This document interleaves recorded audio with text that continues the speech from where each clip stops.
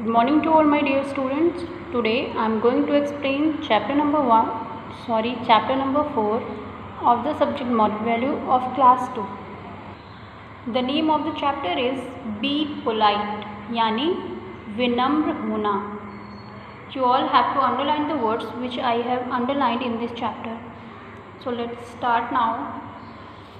Early man did not have any language to speak.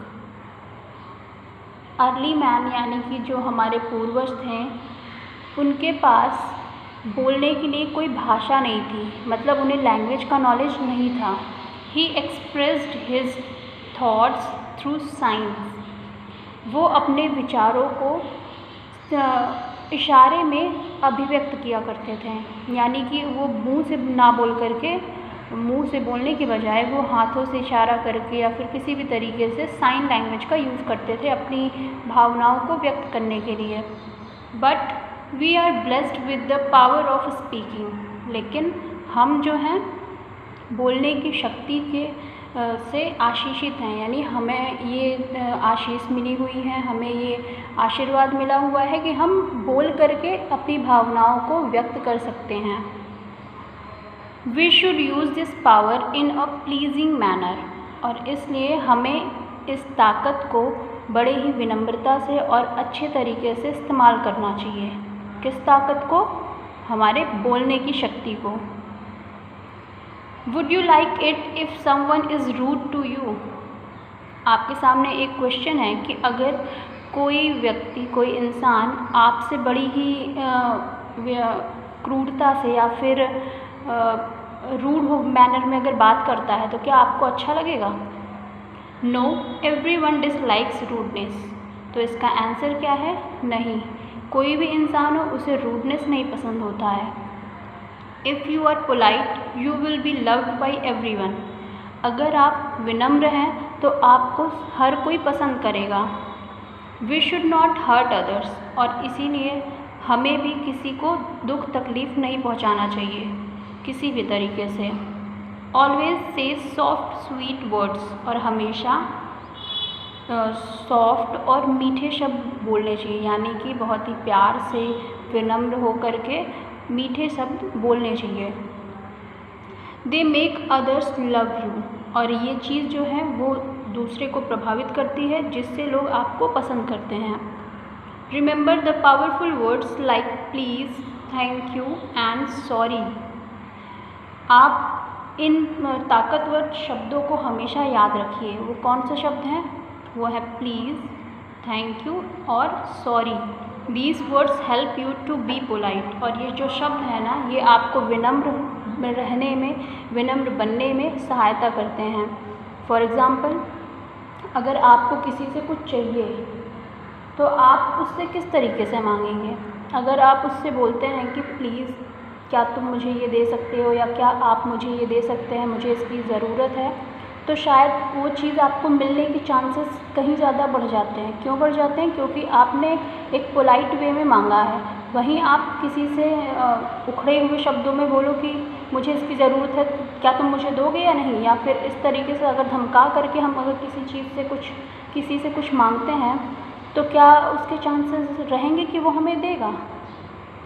तो इसलिए हमें हमेशा पोलाइट वर्ड्स को और अपने टोन को हमेशा पोलाइट वे में रखना चाहिए, जिससे कि लोग हमको पसंद करें और हम लोगों के द्वारा या फिर हमारी जो आवश्यकताएं हैं वो आराम से पूरी हो सके. When you ask for something और when you need the help of others you should say please. जब हम किसी से कुछ मांगते हैं या फिर हमें किसी की आवश्यकता होती है, किसी की मदद की आवश्यकता होती है, तो हमें प्लीज़ बोलना चाहिए. It makes people happy.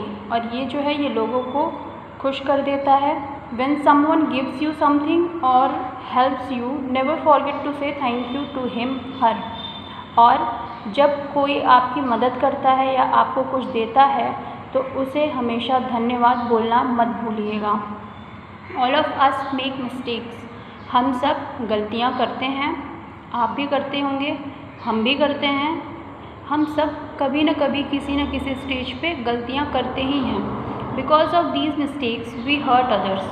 और हम अक्सर क्या होता है कि हमारी इन गलतियों की वजह से किसी को हर्ट होता है, किसी को तकलीफ़ होती है। To express your regret say sorry to the person when you have hurted. और फिर वहाँ पे अपनी गलती का एहसास तो जब आपको हो जाए और अपनी गलती मानने के लिए आप वहाँ पे सॉरी बोल सकते हैं। आपको बोलना चाहिए सॉरी अगर आपने किसी को हर्ट किया है तो। If you want to draw someone's affection और when you sneeze say excuse me. और जब आपको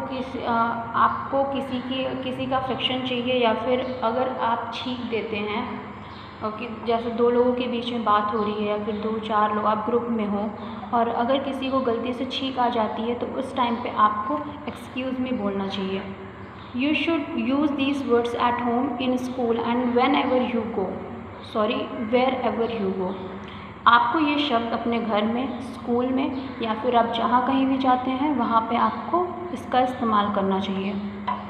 for this you will be called a polite child. और जब आप ऐसा करेंगे तो आपको एक विनम्र बच्चा यानी पोलाइट चाइल्ड बोला जाएगा। A polite child always speak sweet words and is cheerful and helpful. और एक जो पोलाइट बच्चा होता है वो हमेशा अच्छे शब्द बोलता है, प्यारे मीठे शब्द बोलता है, वो खुश रहता है और हमेशा किसी की भी सहायता करने के लिए तत्पर रहता है। तो ओवरऑल क्या है, थिंक बिफोर यू स्पीक। हमेशा बोलने से पहले हमें सोचना चाहिए। This was the chapter. Now we will do the exercise of this chapter. Tick the correct answer. Number 1, when someone gives you something you should say, answer is thank you. Next, what should you say when you ask for something? When you will ask something you should say please. Number 3, you should be dash to all. It is polite. Next, when you sneeze say dash. It is excuse me. Now state true or false. Number 1, everyone likes rudeness. It is false. We should not shout at anyone. True. You should hurt others.